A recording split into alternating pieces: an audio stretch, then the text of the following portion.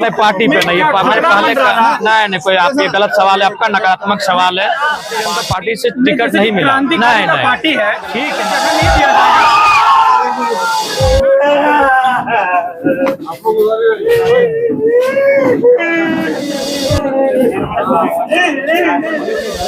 क्योंकि पुलिस का मामला आया है, लेकिन हमें कहने से बोलने से परहेज नहीं लगता है, ना ही डर लगता है। क्योंकि मैंने पदार्थ है वो राजमहल, साहेबगंज और गोड्डा से गायब हो रहे हैं पहाड़। जी हाँ, नमस्कार, जोहार और स्वागत है आपका झारखंड एडवेंचर में।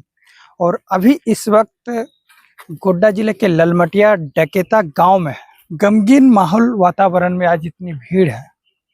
आखिर इस भीड़ का क्या कारण है आगे वीडियो में बताएंगे, लेकिन संक्षिप्त में आपको बता दें कि बीते दिनों यहाँ पर एक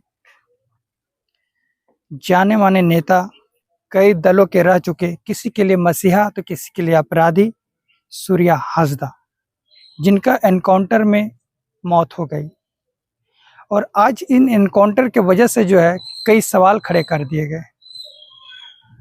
आज उनकी मौत से इतने ज़्यादा सवाल हो रहे हैं कि कई बड़े बड़े पूर्व मुख्यमंत्री व विधायक आज इनके आवास पहुंच रहे हैं।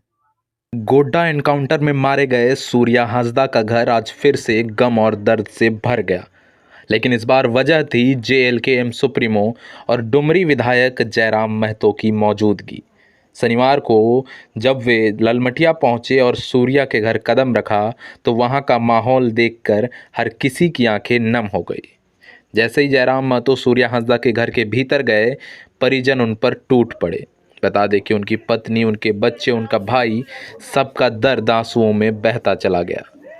जयराम महतो से लिपटकर परिवार फूट फूट कर रोने लगा और यह मंजर वहां मौजूद हर शख्स की रूह को हिला देने वाला था।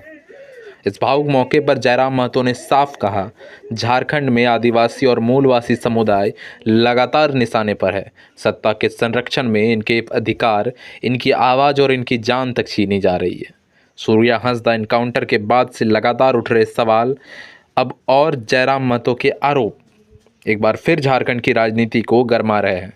परिवार इंसाफ की उम्मीद लगाए बैठा है, लेकिन असली सच्चाई कब सामने आएगी ये तो वक्त ही बताएगा। बात तो मैं आपको बताना चाहूँगा कि पार्टी की हैसियत से हम इस परिवार से मिलने नहीं आए हैं।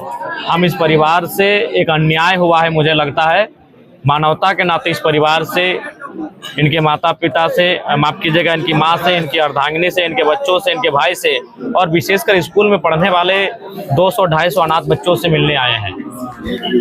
ये कहीं ना कहीं बहुत ही दुर्भाग्य का विषय है कि झारखंड राज्य, जिसे आदिवासियों के राज्य के रूप में जाना जाता है, संथाल परगना जिसके नाम में ही संथाल शब्द जुड़ा है, यानी संथालू की एक बहुत बड़ी आबादी, और आज एक संथाली बेटा, एक आदिवासी बेटा, इस राज्य का मूल निवासी आज इनकाउंटर में मारा जाता है।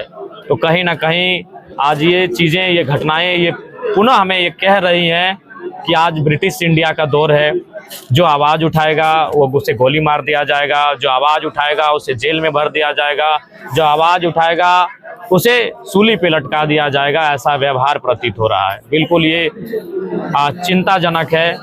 मान के चलिए, अगर सूर्या हासदा अगर किसी ऐसे कार्य में, कृत्य में सम्मिलित हैं जो असामाजिक हो, तो उन पे कानूनी दांवपेच होता, न्यायालय के सामने प्रस्तुत किए जाते हैं, सज़ा सुनाई जाती है, आप उनको सज़ा देते हैं। लेकिन सीधा इनकाउंटर कर दिया जाना, अभी उन परिस्थितियों में जब उनकी अरेस्टिंग गिरफ्तारी हो चुकी थी। गिरफ्तारी देवघर जिले में हुई, इनकाउंटर गोड्डा जिले में होता है। बहुत सारे सवाल खड़े होते हैं। उनका पार्थिव शरीर का जो तस्वीर है उसको भी आप सभी ने देखा, उसमें बॉडी में जलने के निशान हैं। तो गोली लगा है तो फिर जलने का निशान कैसे? ऐसा लगता है जैसे कोई गर्मी में गर्म तावा को, गर्म अंगीठी को, गर्म आग को छूता है। ठीक वैसा ही